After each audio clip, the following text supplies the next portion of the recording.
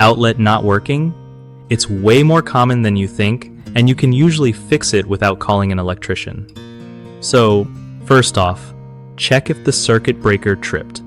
Sometimes it just flips off, and flipping it back on can save you a trip. Next up, grab a voltage tester or even a simple outlet tester if you have one around. Test the outlet to see if it's actually getting power. That way, you're not guessing. If the tester shows no power but the breaker is fine, then the outlet itself might be faulty. Replacing an outlet is pretty straightforward. Turn off the breaker to that outlet, unscrew the faceplate and outlet, and carefully disconnect the wires. When you install the new one, make sure to connect the wires exactly where they were before. Usually black wire to brass, white wire to silver, and ground wire to the green screw.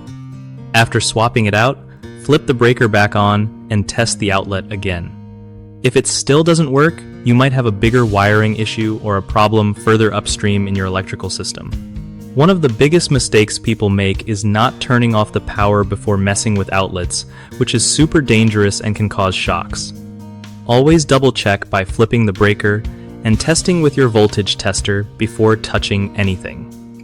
Another common issue is mixing up wires when replacing an outlet. Connecting wires to the wrong screws can cause short circuits or make the outlet useless. Take a clear picture or label wires before disconnecting them to avoid confusion.